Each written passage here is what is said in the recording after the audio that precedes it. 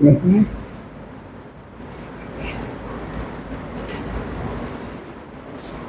Ó, porque, seguinte, ó, outra coisa, dados x no intervalo menos 1 e y real, tá? O que é necessário? Quando é que você tem y igual a f de x? Y é igual a f de x se somente se o quê? Y é igual a quem, hein? A x sobre o quê? 1 menos o módulo de x. E isso é verdade. Isso é verdade se somente se, ó, y menos yx é igual a x. Mas repare, se isso ocorre, eu não tenho só essa igualdade. Eu tenho também que os dois são maiores que ou iguais a zero, ou, assim como aqui, ou os dois são menores que ou iguais a zero. Porque eu não posso ter y menor que ou igual a zero, eu não posso ter y maior que ou igual a zero e o x negativo, eu posso? Porque fica 1 menor que ou igual a zero igual a um negativo. Eu não posso ter esse aqui menor que ou igual a zero e o x positivo. Então eu tenho isso e eu tenho isso. Mas se eu tenho isso e eu tenho isso, eu vou ter o seguinte. Isso implica que o y menos x mostra de y é igual a x. E com a mesma coisa, xy maior que ou igual a zero ou xy, os dois menores que ou iguais a zero. Por quê? Porque nessa situação aqui, quem é y módulo de x? É yx. Quem é x módulo de y? É xy. Nessa situação, y módulo de x é menos yx, x módulo de y é menos xy. Então, os dois são iguais. Então, eu posso trocar. E se eu posso trocar, isso é se, somente se, você joga o x lá para lá, isso aqui, que tem x para o lado de lá, e você vai ter que o x é y sobre 1 mais módulo de y. E claro que você passa daqui para cá também. Ou seja, dado x nesse conjunto y real, você vai ter essa igualdade se somente se você tem essa. Daí sai a sobrejetividade. Porque dado y real, primeira conclusão, tem-se dado y real, a redação fica melhor assim, com x igual a quê? A y sobre 1 mais módulo de y, quando eu calculo aqui, ó, faça x igual a isso, pegue y real. Se você faz x igual a isso, qual é a primeira conclusão? Se eu divido um número por 1 mais o seu módulo, esse resultado está dentro do intervalo menos 1. Porque o módulo do de cima é menor que igual ao denominador. Então, o módulo desse número todinho é menor do que 1. Se ele é menor do que 1, é porque ele está no intervalo menos 1. Então, olha o que eu tenho.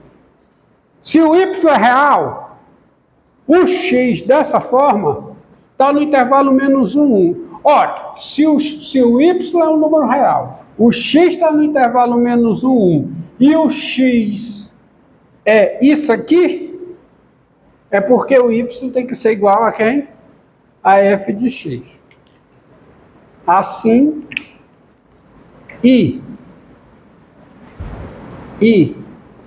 assim, o y é igual a f de x. De novo, porque a equivalência está, se eu tomo x aqui, o y é igual a f de x, se somente se x é dessa forma. É indo e voltando, porque é uma equivalência.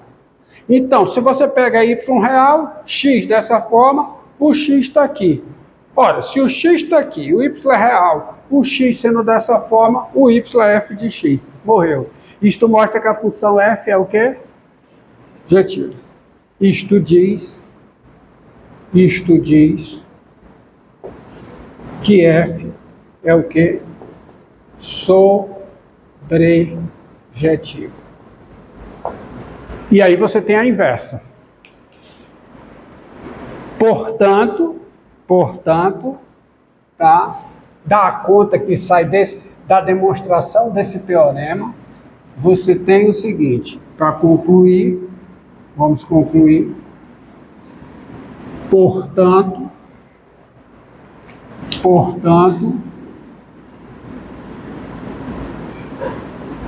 a função inversa de f, que é a função f é menos 1, que vai de onde para onde, hein? A inversa de f vai de onde para onde?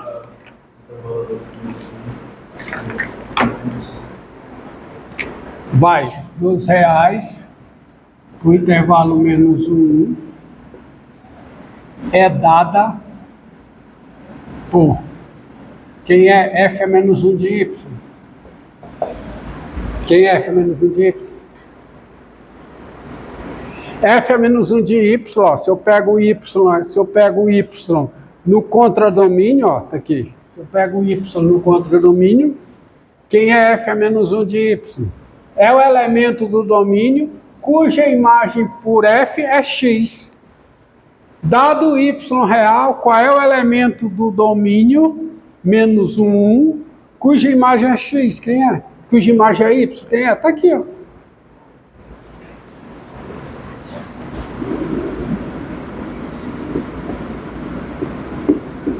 Qualquer que seja y. Então tá aí. Todo perfeitamente lógico. Agora, esse resultado, ele tem uma implicação. Não sei se vocês perceberam. Nós dizemos que dois conjuntos... Volta para cá. Nós dizemos que dois conjuntos têm a mesma cardinalidade quando há entre eles uma abjeção. No caso finito, nós dizemos que dois conjuntos têm a mesma quantidade de elementos quando há uma correspondência biunívoca entre eles. Uma correspondência biunívoca é uma abjeção. Então, dois conjuntos finitos têm a mesma quantidade de elementos quando há uma correspondência biunívoca entre eles, quando há uma abjeção entre eles. Aí você estende esse conceito de quantidade para conjuntos infinitos, só que você chama de cardinalidade, aí é geral. Dois conjuntos têm a mesma cardinalidade quando há entre eles dois uma bijeção, uma função bijetiva ligando os dois, uma função invertível ligando os dois, porque é bijetiva se somente se é invertível. E o que é que isso diz, em essência?